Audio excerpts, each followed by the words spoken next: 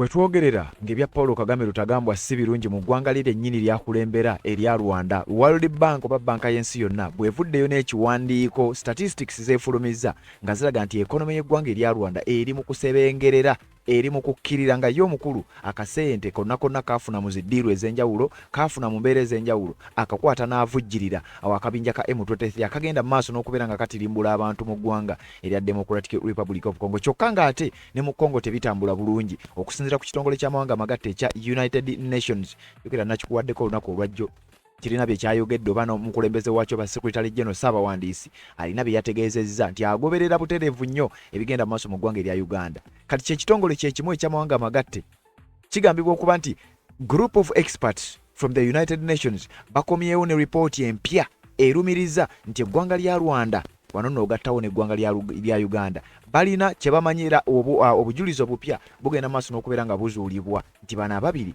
balina bye bagenda maaso n'okuvujjirira mu ggwanga erya Democratic Republic of Congo era nga bikyagenda maaso n'okuba nga bikolebwa. Wuliriza nga n'abamu ku bannansi b'eggwanga lya DRC bagenda maaso n'okukikkaatiriza era n'okukirumiriza nti bano abakulembeze ababiri nga bategeeza pulezidenti w'eggwanga lya Rwanda ne pulezidenti w'eggwanga erya Uganda nti balina kye bamanyi era bagenda maaso n'okuvujjirira mbwera kyekizibu kya East Africa oba kyekizibu ekya Great Lakes Region. Kakati ekitongole eky'amawanga amagatte ekya United Nations kyasindika abakugu abagenze maaso n'okukola okunoonyereza okw'ekika ekyawaggulu mu bitundu bino byonna bagenze okukizuula nga kituufu mu lutalo olugenda maaso mu ggwanga erya Democratic Republic of Congo ng'efaafagana n'akabinja ka M23 bano abaami bakimanyiiko era obujulizi bwongedde okuba nga buzuulibwa nti n'abamu ku baduumizi b'amagye g'eggwanga erya Rwanda be bano bennyini okugamba obujulizi buzudde nti James Kabarebe oyo gw'olaba yapuleyinga loolo nnene mu bitundu offensives ezaakolebwa mu kitundu ekimanyiddwa nga Uvira. Jjukira aba M23 bwe baali bawamba ebitundu ebisinga obungi mu South Kivu waliwo ekitundu kye baali tebalina kwetantala kye kitundu ekimanyiddwa nga Uvira. Kyokka ate twalabanga mu Uvira aba M23 baagenda ne baagala okuwamba ekitundu ekyo nga bayambibwako amagye ga Rwanda aga RDF. Rwanda Paul Kagame gyakulembera sente ezigenda mu maaso n'okuba nga zivujjirirwa akabinja ka M23 kigambibwa okuba nti omukulu ono Major General James Kabarebe mbu yakola kinene nnyo newankubadde emabegakaawo wawulira Kagame nga avumirira sanctions era nga azimookinga.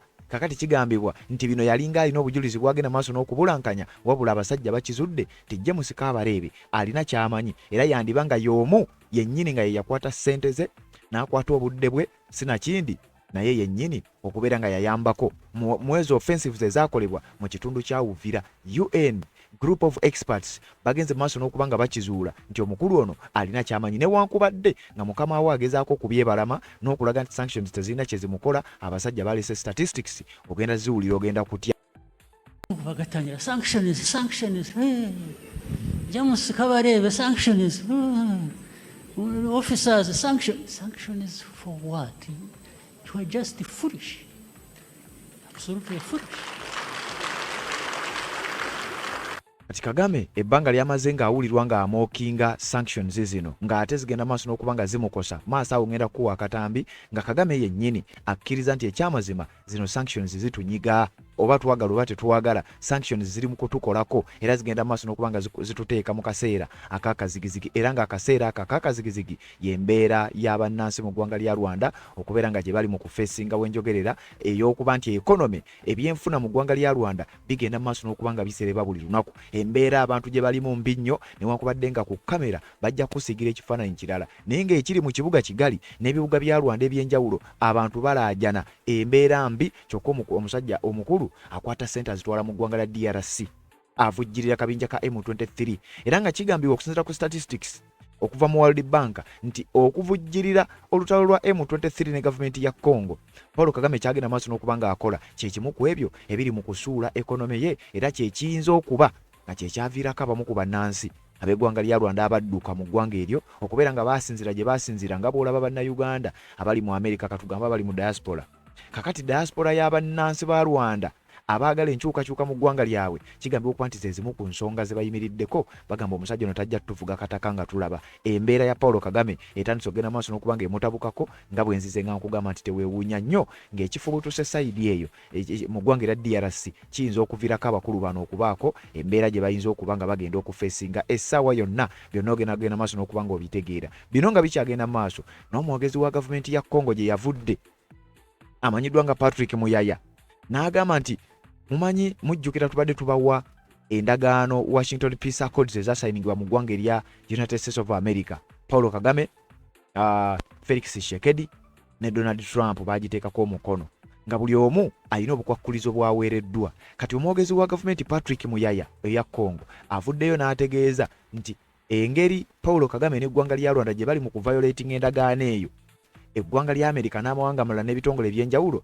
basaanidde okubaako kye bakola kakati oluvannyuma lw'okukola okukoowoola kuno okwa Patrick Muyaya ekitongole kya UN ne kifulumya nga kyongereza ku sanctions eggwanga lya Amerika gye babadde nga bagenda maaso n'okuba nga bateeka ku ggwanga erya Rwanda Paulo Kagame zazze nga amookinga era nga wetwogerera sanctions zino zituusizza eggwanga lya Rwanda mu kaseera ak'akazigizigi n'okutuusa okulaba nga abannansi batandise okuba nga embeera ebatabukako jjukira gye buvuddeko Paulo Kagame ne gavumenti ye twakuwa amawulire baatuuka n'okusaba abantu nti gaasi temumukozesa nnyo bwe kiba kisoboka mufumbe omulundi gumu olunaku embeera etandise okuba nga etabuka obudde bugayeggaye naye ng'ate obudde okugayagaya yabadde abireeta okugenda maaso n'okuba ng'akwata ssente z'omuwi w'omusolo azitwala mu ggwanga la DRC okulwanyisa gavumenti ya Felix Tshisekedi ng'agamba nti ye eyakola defensive measure ye kulaba nga yeekuumira mu buyinza nti mu ggwanga lya Congo eyo abasajja gye basinziira ne bagenda maaso n'okuba nga bavujjirira akabinja kali aka FDLR nti era ye Kagame agamba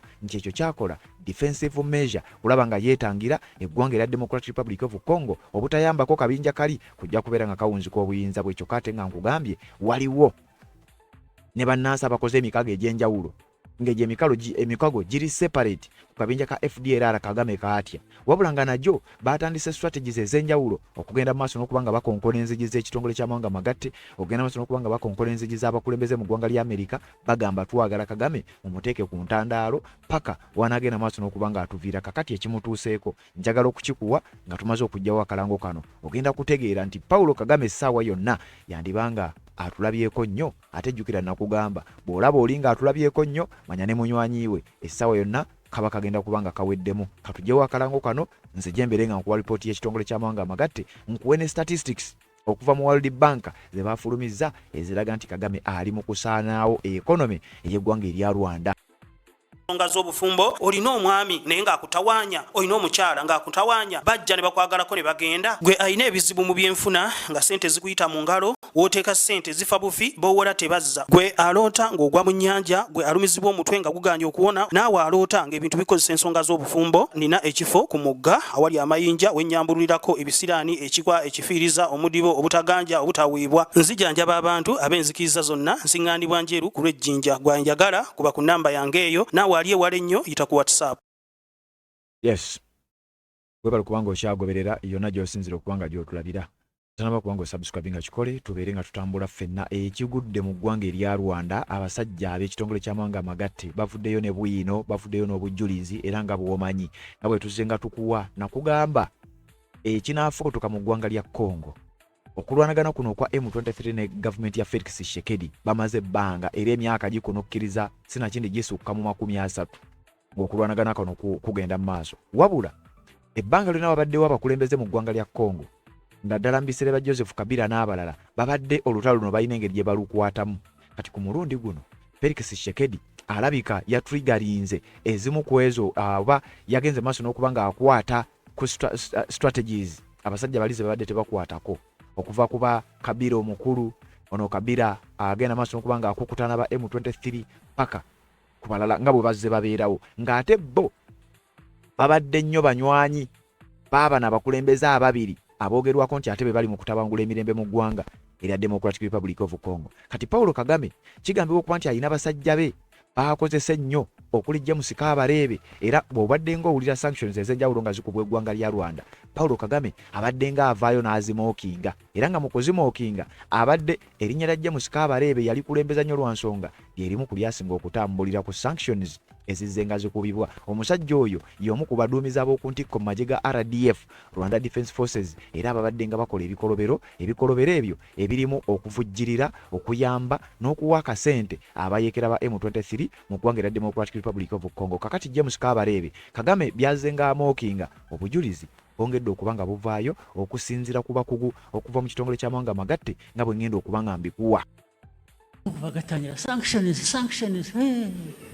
James Kabarebe sanctions, officers sanctions for what? You are just foolish, absolutely foolish. Kagame yagamba mbu they are just foolish, era n'aba kwegamba wano yalinga asiigira abalonzi b'ekifaananyi nti bano abasajja bye boogera tebabimanyi na bimanya, tebiri nayo, tebisoboka n'okusoboka, era ng'alinga agezaako okulaga nti bano abasajja bye baliko basaaga n'okusaaga. Kati ziba teziri busa, ekiwandiiko kifuluma nga kitukakasa ebigambo ebyo. James Kabarebe alina ky'amanyi Kagame oba ayagala oba tayagala. Omukulu ono alina loolo nnene gye yazannya ng'abayeekera ba M23 bagenda maaso n'okukola offensives ez'enjawulo eri ekitundu ekimanyiddwa nga Uvira. Wuliriza.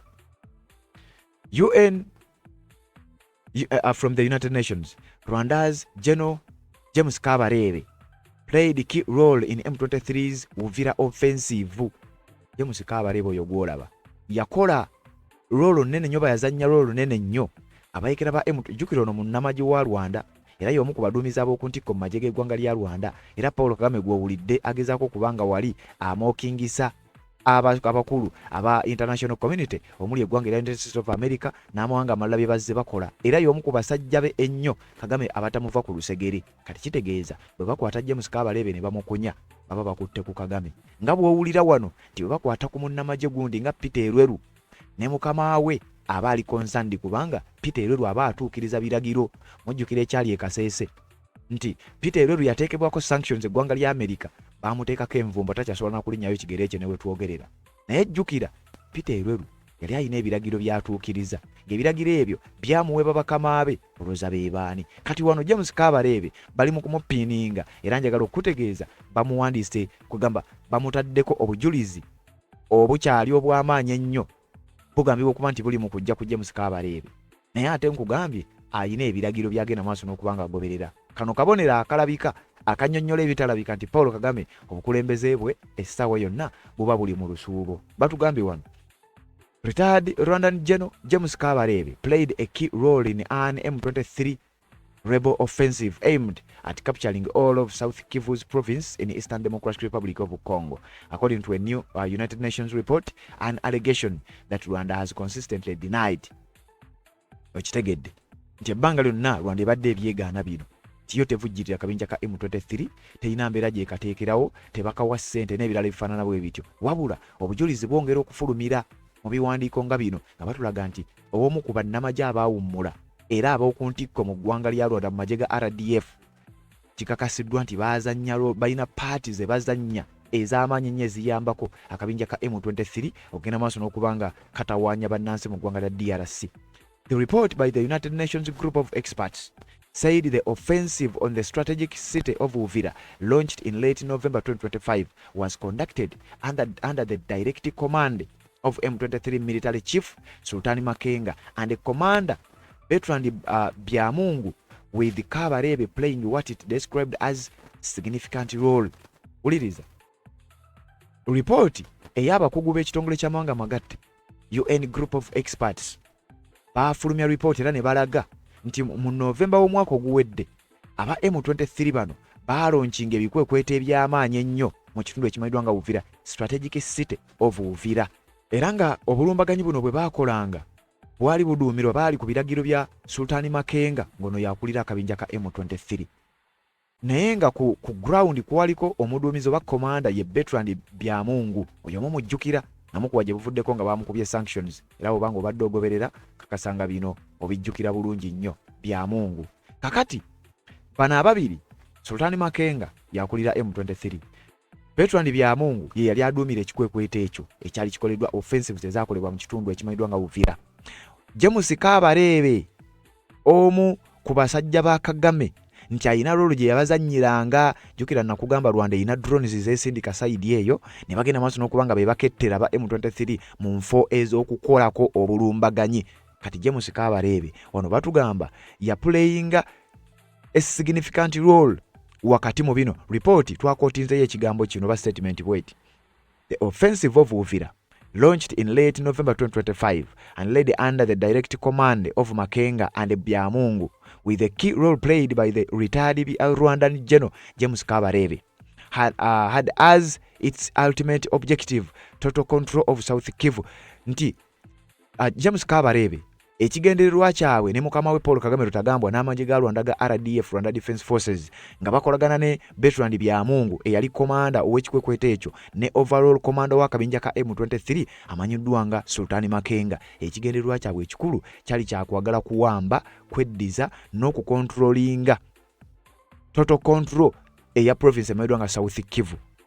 Kati kigambibwa nti bana abakugu b'ekitongole ky'amawanga amagatte bajja mu ggwanga erya Democratic Republic of Congo n'ekigendererwa ekyokuzuula bino bagenda okubizuula nga Kagame tamanyi nti bano abasajja gye bali baffeffetta, banoonyereza, baketta n'okulaba ddala ekigendererwa ky'abasajja bano kiri ki. Speaking earlier this year at a dinner for diplomats accredited to Kigali, Paul Kagame said developments in South Kivu followed what he described as a military built-up by Congolese forces and allied militias despite a US brokered peace agreement signed in December 2025. Yagamba bwati. There was a visible and a sustainable military build-up following by action in Eastern Democratic Republic of Congo. Thousands of Burundian troops and the government-affiliated militias consolidated offensive positions, imposed a blockade on civilian communities, and launched relentless ground and aerial strikes in South Kivu. Kagame yali ayogererako olumu ng'awa okwogera kwe ku nsonga zino, yali mu kitundu ekimu kibuga Kigali ng'ayogerako mu kye bayita dinner for diplomats, n'ategeeza nti eno yali built up ey'amagye ga DRC, Democratic Republic of Congo, nti era n'amagye amalala ga Burundi nga geegasse wamu okugenda maaso n'okukola ebitundu bino. Kagame alinga abyegaana naye ate ng'abimanyi. Jjukira luli nakuwa akatambi nga bamubuuza oyina amagye mu ggwanga lya Congo. Kagame n'abyegaana ng'ategeeza nti nze siinaayo magye mu Congo, kyokka tukizuula. Olulala ye yennyini yeeyogerera nti nze sisobola ku withdrawinga kubanga eri defensive measure yange, kwetangira kabinja ka FDLR kubanga tekajja kuwunzika buyinza bwange. Akabinja ka FDLR kagambibwa okuba nti kasinzira mu ggwanga lya DRC era gye keekwese, baagala kuvuunika buyinza bwa Paul Kagame. Ate kigambibwa okuba nti waliwo n'akalala banywanyi baabo abali mu ggwanga lya Burundi. Kyova olaba Kagame ne Ndayishimiye owa Burundi tebazigatta, Kagame ne Felix Tshisekedi owa Congo tebazigatta, nti abo ababiri be bali mu kaweefube w'okulaba nga Rwanda efuna obukulembeze obupya obukkiririza mu nfuga ey'amateeka nga sene enfuga ey'ekivandulo Paul Kagame gy'abatwalamu. Uvira lies on the northern shores of Lake Tanganyika and occupies a strategic position near the borders with Burundi and Zambia, making it one of the most important commercial and military centers in the Democratic Republic of Congo. Akatundu kano lwaki kalemye aba M23 okukawamba nga ate South Kivu bagambye okuba nti bakontrolingako ekitundu ekinene. Uvira kibuga ekiri ku nsalosalo era ekiri ku nnyanja ya Lake Tanganyika. Ensonga lwaki bakayita strategic town of Uvira, strategic city of Uvira. Position gye kalimu kali kumpi n'ensalosalo ya Burundi, kumpi n'ensalosalo ya Zambia. Jjukira Burundi tekwatagana na Rwanda, Burundi tekwatagana na Kagame, Burundi ate ekwatagana na Congo. Kati awo akatundu kana akawuvira we kali kagambibwa okuba nti kali mu kye bayita strategic position, kali ku borders eggwanga erya Burundi ne Zambia naye nga kali mu ggwanga lya Congo. Kati M23 emaze ebbanga ng'eyagala okukawamba olw'ensonga nti bakarankibwa okubeera an important commercial and military centers. Kwegamba akatundu ako omuntu yenna ayinza okukawamba. M23 singa ekawamba nebeera nga yeekeddiza, eba efunye strategic position gyeyinza okusinziramu okulumya n'okugenda wansi n'okukola offensives ez'amaanyi ku ggwanga erya Democratic Republic of Congo. The UN report said the operation was supported by a large Rwandan military deployment in the eastern. Uliriza ekitongole ky'abakugu, ekitongole ky'amawanga amagatte abakugu baakyo be baasindikibwa okunoonyereza kwabwe kwakizuula nti akabinja kano aka M23 kayambibwa oba kali supported by a large military deployment ey'eggwanga lya Rwanda. Nti Rwanda tekoma kubawa buwi ssente wabula ekola deployment ez'omutawaana ennyo okuyambako akabinja ka M23 ogenda maaso n'okubanga kakola kino. Era mu ripooti eno bagamba nti James Kabarebe y'omu ku abo abagenda maaso n'okuwa ebiragiro n'okuduumira ebikwekweto bino n'ogenda maaso n'okukola kino. Uliriza. According to these UN experts, the Alliance Flavio de Congo, oba Congo River Alliance movement oba M23 had built a force of around 30,000 fighters divided into 3 defense zones under the command of Generals Bodoni Ngaruye, Justin Gacheri, Musanga and Bertrand Biamungu. The rebel force was backed by between 14,000 and 18,000 members of the Rwandan Defense Forces deployed across North and South Kivu by December 2025, with no notable withdrawal observed thereafter. Jukira mu sanctions ze baakuba Paul Kagame mwalimu okumulanga okugaana okuwithdrawinga amagye ge okugajja mu ggwanga lya Congo. Era Kagame n'agamba nti ye tajja ku withdraw. Jukira n'okukyogera naye yennyini yakyogera n'agamba ye tajja kukola kibayita withdraw, era yagamba we refuse to withdraw our defensive measure mu ggwanga lya DRC. We refuse to remove defensive measures, whether it means the troops or troops and whatever else, we call it defensive measures. And in your logic, why would a threat be against me? And you are asking me to remove my defensive measures, but you are not dealing with the threat. What is the logic? What ordinarily, what would anybody define defensive measures as? To do with the problems that are in Eastern Congo. It means a number of things. It means you may use equipment, you may use troops on the ground, it means to defend that territory. So I don't understand the contradiction. It is actually to defend our border. So if I'm defending my border, one morning I'm in 5 kilometers or 10 or 20 because of what I identified as the threat. And in another week, they have pulled back, or in another week, if there was an equipment to deal with the matter that is threatening you, so I mean, there is no contradiction. Defensive measures have always been outlined as being there. First of all, having announced ourselves in different places, defensive measures we take, and defensive measures do not mean one thing. Concerning those measures, defensive measures, Mr. President.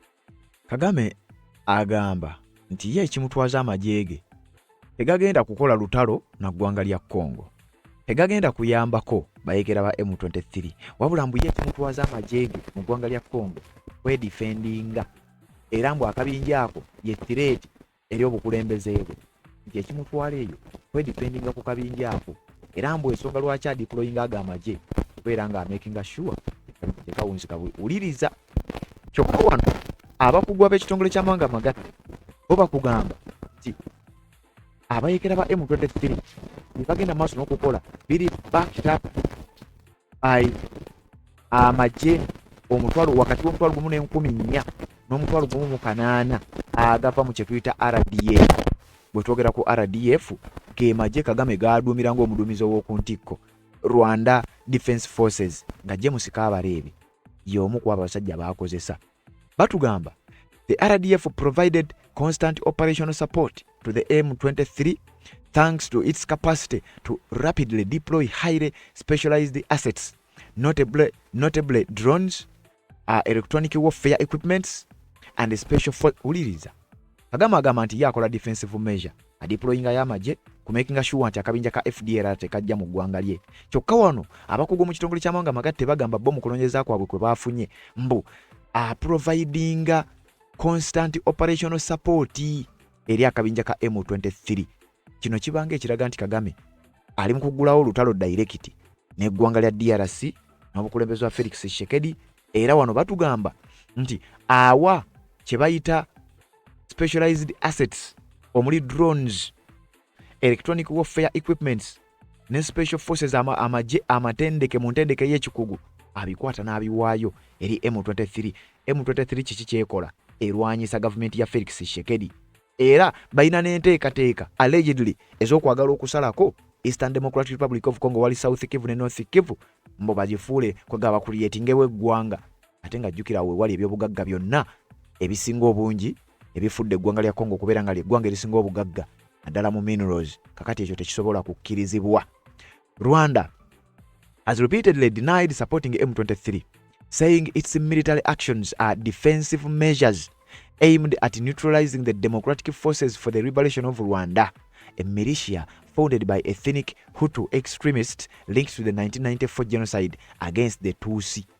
Nti nga bw'owulidde Paul Kagame lwagambye Rwanda abadde nga yeegaana oba Paul Kagame abadde nga yeegaana bino nti ye tadeployinga mu kugamba tali mu kuyambako kabinja ka M23, nti ye adeployinga mu ggwanga erya Congo kulaba ng'akola kye bayita defensive measure, okulaba ng'ateekawo embeera y'okwetangira akabinja n'okaneutralizinga akamanyiddwa nga FDLR oba Democratic Forces for the Liberation of Rwanda.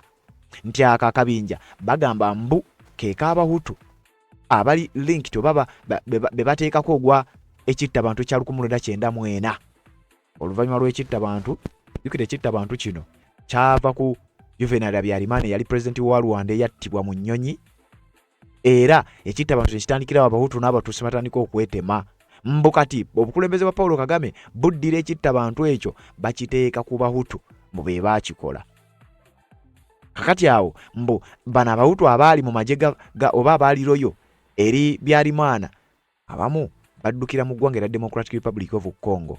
Kati nti Kagame agamba baakola akabinji eyo gye kaagala okusinzira kakomewo kaddemu kawamba obuyinza mu ggwanga lya Rwanda, bakomyewo enfuga eya Juvenal Habyarimana. Kagame kyagamba nti ye tajja kikkiriza era mbu y'ensonga lwaki adeploying eyo. Kati ekitongole ky'amawanga amagatte kigamba nedda, tukimanyi ovujjirira n'okuyambako akabinja ka M23 nti nze ng'endayo nga defensive measure, naye report wano egenda maaso n'okukinnyonnyola. However, the UN expert said Rwandan Defense Forces had also operated in areas where the FDR presence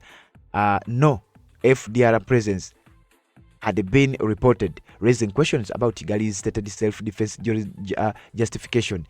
Ebigambo by'owulidde Paul Kagame byayogera, ekitongole ky'amawanga amagatte group of experts bali mu kubiwakanya, babikubyemu ebituli n'okubibuusabuusa. Lwaki? Obadde okimanyi Kagame agamba nti bali mu ggwanga lya Congo kulaba nga baneutralizinga akabinja ka FDLR, era obadde obiwulira. Obadde okimanyi nti abakugu bano aba ekitongole ky'amawanga amagatte baakizuula nti amagye ga RDF galabiddwako nga gakola obulumbaganyi era nga galwanira mu bitundu ewatabanga nako yadde akabinja ka FDLR. Bw'aba nga akabinja ke bayigga ate ebikwekweto bye bakola mu bitundu mu ggwanga lya Congo, ate mu bitundu akabinja kano gye kagambibwa okuba bano abakugu ba UN gye bazudde nti akabinja ako abasajja bako tebalinnyanga nayo, naye Kagame bakozeyo ebikwekweto eby'enjawulo.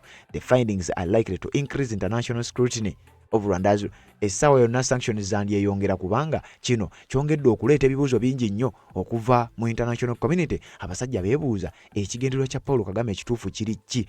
Bw'abanga ddala atugamba nti kano akabinja ke kamutwala mu ggwanga lya Congo, kyokka ate nga tumulabyeko ng'akola offensives oba akola operations mu bitundu gye katali, naddala James Kabarebe ye ebyo si birungi. Wulira layini eno. Kabarebe oza kanjikuteerewo wano. Batugamba Kabarebe is one of Rwanda's most influential military figures and served as the country's defense minister from 2010 to 2018. Ono Kabarebe, James Kabarebe, y'omu ku basajja abali most influential mu magye g'eggwanga erya Rwanda. Era kigambibwa nti yasaavingako nga minisita w'ebyokwerinda eri Paul Kagame Rutagambwa mukama we okuva mu mwaka gwa 2000 mu 10 paka mu 2018 James Kabarebe. He also played a prominent role during the Second Congo War and previously served as the chief of staff of the Congolese army under the president Lieutenant Desire Kabila.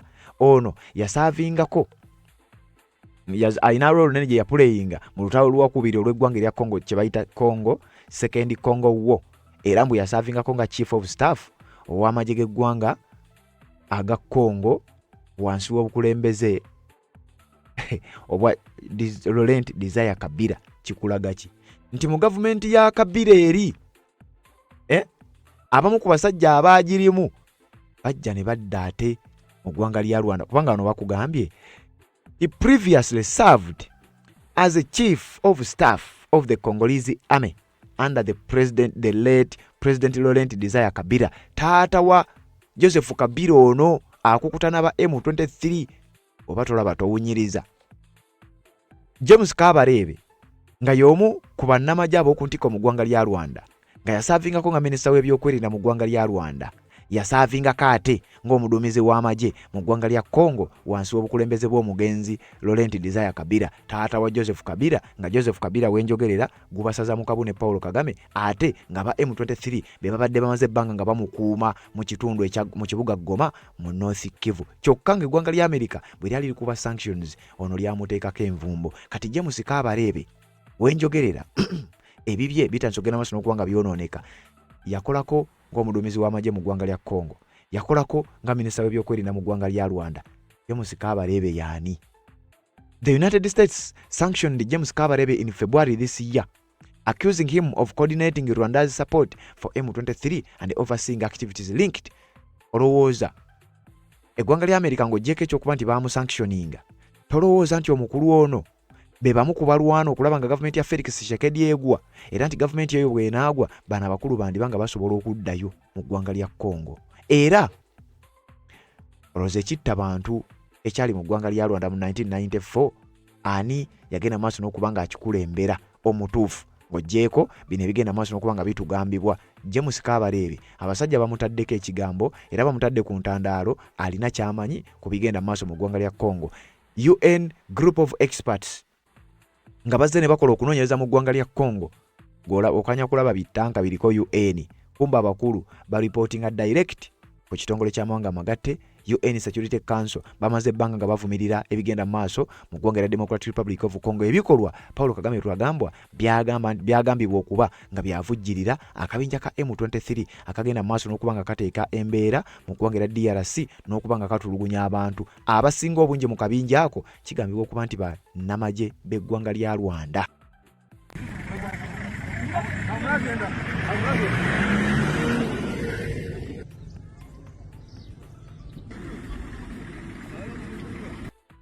Kati gwolaba kabinja nti ka M23, olaba kabinja kubeera nti abasajja bakakuba sanctions bakoogerako butya, naye abasinga obungi mu kano kyova olaba ne mu ndagaano Kagame baamulabula ne bamutegeeza, bw'omala okuwithdrawinga amagye go tetwagala tulabewo kabadi ke tusuubira nti ke mujja okukola. Amagye muyinza okutulaga nti mu withdrawinze bagamba alina amagye agasukka mu gumu 8, bayinza okujjayo 8 omutwalo ne babakwata ne babambaza ebyambalo bya M23. Abasajja baamulabula muga tujja kukuba akabinja konna bwe kinaaba kyetaagisa, kitegeeza n'amagye goonaalekayo tujja genda maaso n'okuba nga tugakuba. Kakati Kagame sanctions zino ne zigenda maaso n'okuba nga ziteeka akaseera akakazigizigi ku ekonome ey'eggwanga erya Rwanda. Kyokka nga jjukira ye bw'aba nnyonnyola era bw'aba ayogera alaga bannansi mu ggwanga lya Rwanda nti wano tewali mbeera yonna, naye ate olumu atuuka n'awulirwako ng'akkiriza nti ekyamazima sanctions zino zitunyiga. Obusajja bututaddeko embeera zino sanctions ziruma era zitukosa. Ourselves value of some kind. We can't just be people who are waiting to be ripped off by somebody who is shrewd enough and has the power to come. No, we must be able to say no. And we've seen those no's. We've seen some of those. I mean, do you believe, I mean, sanctions are used, a coercive method to get countries to capitulate. Are you going to capitulate? You know, I never capitulated in a war situation. this is not a bad situation as such. Well, it hurts, absolutely. Yeah. And that's what it is meant to do. It is meant, sanctions or different measures are meant to hurt people. So in a way we are hurt. But I think we would be hurt more by not doing what we are doing. So it's always, you make a calculation. Yes. So, and it is not so difficult to say no. In fact, it costs more to say yes to the wrong thing. Yeah. So we are here, but all these things come to pass in one form or another. Even those who have been given the gift of messing us up, one day they will not live long enough to see the gains from exploiting people, doing unjust things. So I think each one of us, countries in Africa and mainly and most importantly together, there is a lot we can do to raise Africa, to raise ourselves to the level where it should be, and don't mind about these powers that think they own the world and heaven and everything else. Kagame awulirwa, abasajja bano bazibu nnyo. Kagame awulirwa nga akkiriza nti it hurts, sanctions ziruma era zikosa, akimanyi naye nga sanctions bazimukuba olw'okudeployinga mu ggwanga lya Democratic Republic of Congo n'okuyambako abayekera ba M23 bagende maaso n'okuteeka embeera mu ggwanga lya DRC. Kakati akkiriza nti sanctions zikosa eggwanga, naye agenda maaso n'okusigala ng'akikola ekimuleetera sanctions ezo. Kakati waliwo wano akatambi mbo ono Kagame ne General Yoweri Kaguta Museveni be bavunaanyizibwa ku ebyo ebigenda mu maaso mu ggwanga lya Congo. Wuliriza akatambi kano. Oluvannyuma lw'akatambi ngenda kukuleetera report ey'ekitongole ky'amawanga amagatte oba ekiwandiiko ekinnyonnyola a World Bank nga bwennyonnyola ekonomi y'eggwanga lya Rwanda bweri mu kusaanawo, era ng'obukulembeze bwa Paul Kagame weetegereze nnyo ekyali mu ggwanga lya Sri Lanka essaawa yonna. Sooka owulirize bino. Yeah, ever heard of the saying of someone throwing rocks and hiding their hand? That is this guy right here, Paul Kagame. Paul Kagame all of a sudden is talking as if he is for black people, as if he cares about the dignity and the well-being of black people. And here is the reason. Omukulu ono agamba nti Kagame mu njogera ye ayogera nga alumirirwa ennyo abaddugavu, era ayogera nga akiikirira abaddugavu. Emirundi mingi owuliddenga nnyo Paulo Kagame ng'alaga nti tulina okwetegerera, era mu katambi k'ensembe y'okkuwa agamba tetulina bali abazungu beefuula nti be bategerera ensi, be basalirawo ensi, beefuula nti Kagame ayogerera ddala n'akulaga.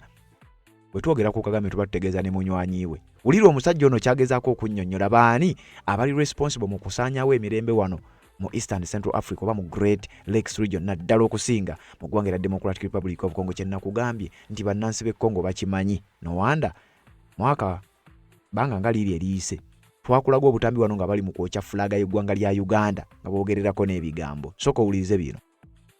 Paul Kagame has spent the last 30 years getting support, sponsorship, money, training, and everything to invade, rape, pillage, and steal and plunder the Congo.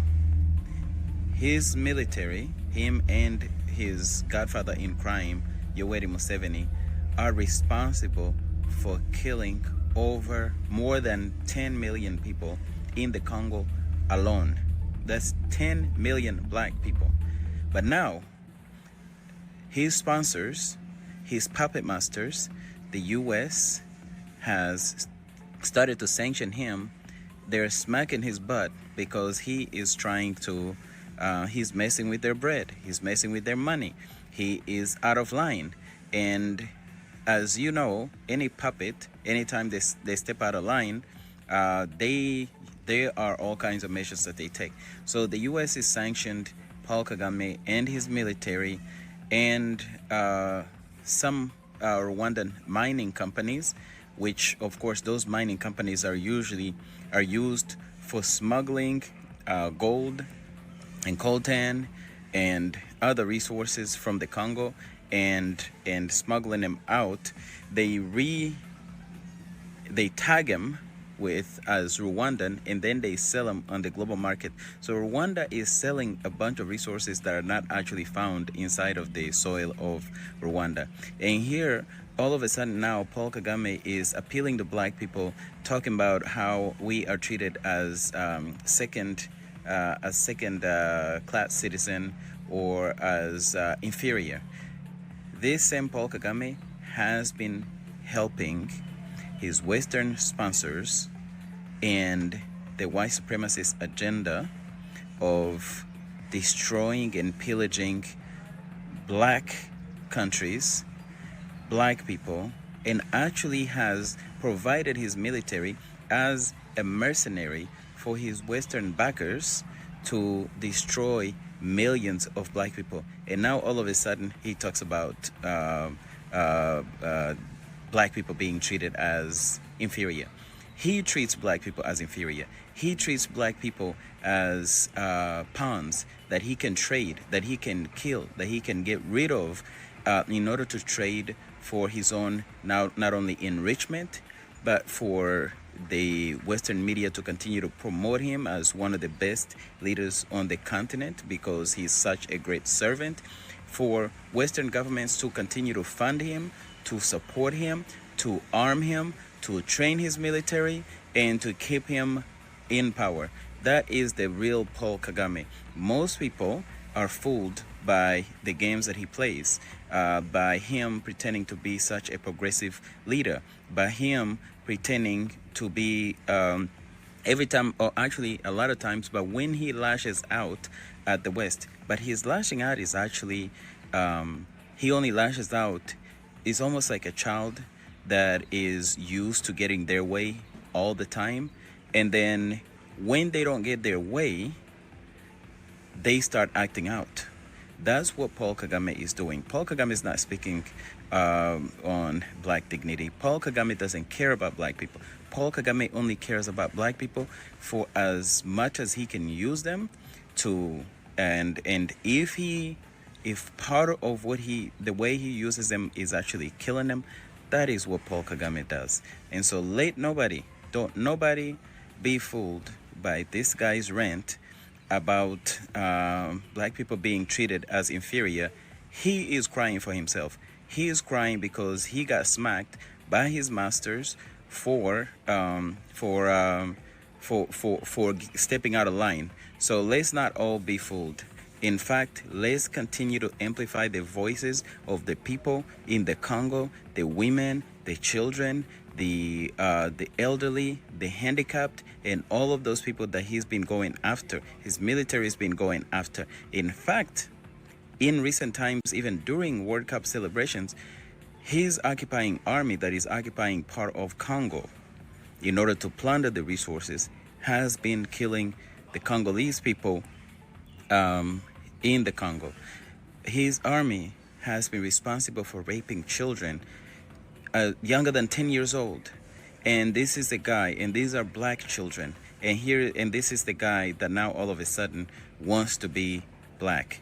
This is a token. He is a token black person that is being spent because, hey, he's getting his wake-up call. And the wake-up call, as part of the wake-up call, and his response to the wake-up call is, oh, yeah, hey, black people, look, they're coming after us. But no, you've been helping to destroy black people, Paul Kagame. And come here, Paul Kagame. Let me just tell you, listen, you can fool some people sometimes, but you cannot fool all the people all the time. Shout out to Bob Marley. Ebigambo biwulidde nti osobola okufuulinga abantu ebiseera ebimu naye tosobola kufuulinga abantu obudde bwonna. Bano abasajja bamanyi ekigenda mu maaso naddala mu ekonome zaabwe. Kakati wuliriza, abamaze okukusiigira ekifaananyi nti Paul Kagame agenda mu maaso n'okubeera nga deployinga mu ggwanga erya Democratic Republic of Congo n'ebirala njagala okutegeeza nti economy ey'eggwanga erya Rwanda eri mu kugwa. Economy bannansi mu ggwanga lya Rwanda obwavu bubaluma kyotayinza na kukkiriza. Uliriza wano waliwo ekiwandiiko wano kyenjagala okusomera era kyenjagala okukulagako. Economy ey'eggwanga lya Rwanda eri mu kukkirira ku sipiidi ey'ekika ekya waggulu era Paul Kagame ajja kugenda mu byafaayo nga y'omu ku basajja abaasinga okusuula economy y'eggwanga erya Rwanda. Kati kino njagala nkisome tukiyiteyitemu ffenna ogende mu maaso n'okuba nga okitegeera. Obwavu obuli mu ggwanga lya Rwanda kigambibwa okuba nti buwunya n'okuwunya. Ssente ezandibadde ziyambako creating emirimu, ezandibadde ziyambako okuboosting economy, omukulu azitwala kuvujjirira kutta bantu mu ggwanga erya Democratic Republic of Congo naye nga bannansi bali mu kweyaguza lujjo. Wulira, according to the World Bank's latest 2025 figures, Rwanda remains a low-income country with a GDP per capita of approximately $1,000. This trails regional peers including Kenya at 2.3, Tanzania at 1.3 and Uganda at 1.2. Temulaba nti GDP per capita eya Uganda eri wansi naye ate Rwanda bali bubi nnyo ekitagambika. Era nti mu mawanga gano Tanzania, Kenya, Uganda, Rwanda yesinga okuba obubi. N'obwavu mu ggwanga lya Rwanda kigambibwa okuba nti ng'oggyeko ekifaananyi kye bakusiigira mu ggwanga lya Rwanda abantu beeyaguza lujjo, omukulu avujjirira M23. Bannansi abagambye okuba nti bagenda maaso n'okuzibuka amaaso tebasobola kukkiriza bino kugenda maaso era beba abatono bawulira abatandise okugenda maaso n'okuba nga bavaayo. Wuliriza. The creation of jobs in Rwanda is insufficient and the level of productivity remains low, reflecting infrastructure gaps, limited progress in innovation, and sub-optimal allocative efficiency. The inclusiveness of growth remains a key challenge as the momentum in poverty reduction has weakened in recent years. The benefits of structural transformation have tended to accrue to more educated workers, worsening inequality. Mu ggwanga lya Rwanda embeera gye bakusiigira ku mawulire ku ma TV ne video endala zemugenda maaso n'okulaba nti Kigali simanya biki ekyo kikolebwa okugezaako okulungiya oba okusiiga akazigo ku bukulembeze bw'omukulu. Wabula wano okusinziira ku kitongole kufusinza ku banka y'ensi yonna n'ebitongole ebyenjawulo bavaayo nga bagamba nti ekifaananyi ekituufu eky'eggwanga lya Rwanda y'emu ku mawanga agasinga okubeera obubi ennyo wano mu Great Lakes region. Era Rwanda eri bubi nnyo, simanyi oba mubadde mugoberera naye Rwanda wandiikanga nga Rwanda, Burundi, Central African Republic ng'amawanga bugagwa mu kategori y'emu. Uganda tuli bubi naye ate bano bali bubi nnyo. Wuliriza. Human capital development, critical for long-term productivity, remains a major concern. Rwanda ranks 160th out of 160. Wuliriza. Okusinziira ku World Bank Human Capital Index ku mawanga 174 ge barankinga mu nsonga zino zenjogerako Rwanda ekwata 16. Kitegeeza mu nsi yonna amawanga galinga 18 gokka Rwanda geesingako okubeera yaddeko. Kitegeeza Rwanda out of 174 Rwanda ekwata kifo kya 16. Kyokka wano baba kusiigira ekifaananyi bakulaga nti akasajja kakoze Rwanda. Kumba akasajja kasuula Rwanda. Onaawulira.